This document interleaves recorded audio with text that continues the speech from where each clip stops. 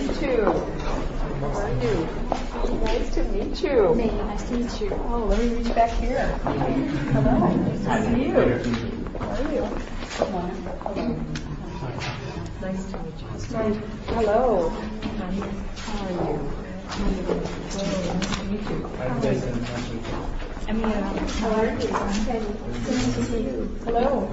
Hi, how are you? So wonderful to have you here. Thank you.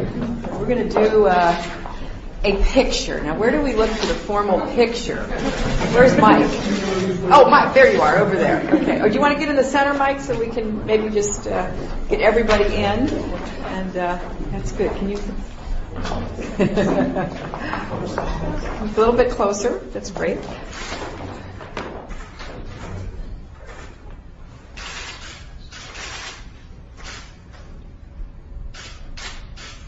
Great. Well, I am so honored to receive this group here at the State Department.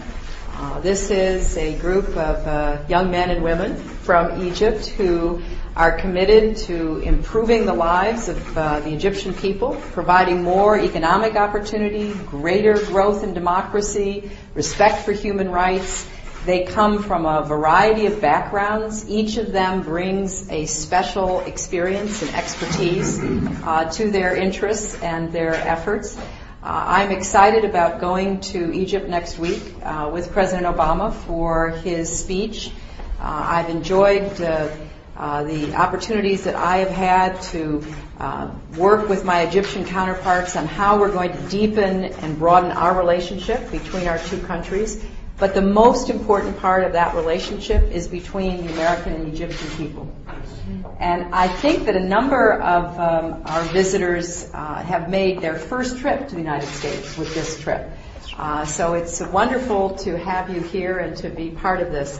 I'm going to take a question or two, and then we'll go this way and have a chance to talk, okay? Yes. Madam Secretary, yes. How much progress has Egypt made toward democracy and human rights? Is it the main stumbling block, this emergency law that's been enforced for decades? And finally, how much of an issue will it be on your trip and the President's trip next week? Well, we always raise democracy and human rights. It is a core pillar of American foreign policy.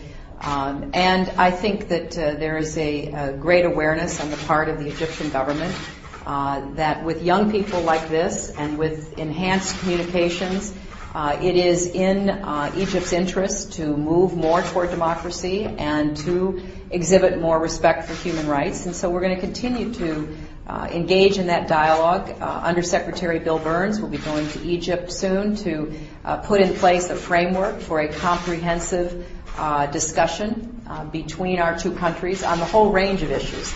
We are very appreciative of the strong role that Egypt is playing in looking for a way to bring Palestinians together. We appreciate what Egypt has done to try to support counterterrorism efforts, which threaten Egypt and threaten many other countries. And we are very committed to doing what we can to promote economic opportunity inside Egypt. We consider that a key part of our providing assistance to Egypt. We've spent, as you know, many billions of dollars over the last years promoting NGOs, promoting democracy, good governance, rule of law.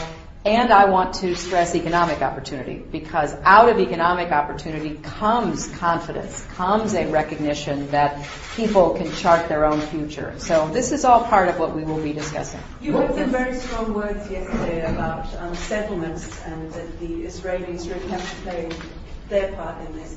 Could you please tell us how your dinner was last night with President Abbas? Do you feel that you're making progress? And what are your expectations sort of in the near term of how to push the process forward? How are you going to get the Israelis to do what they need to do, plus the Palestinians? We had a very productive dinner last night with President Abbas and other officials from the Palestinian Authority. We discussed a full range of concerns. Senator Mitchell reported on his recent discussions with Israeli officials, as well as Prime Minister Netanyahu's visit. We believe strongly in the two-state solution, and we are committed to doing all that we can to work with Israelis and Palestinians and others like Egypt to try to push that forward. We have laid out some ideas that we've shared with both the Israelis and the Palestinians. And as you know, President Abbas will be meeting with President Obama this afternoon in the Oval Office.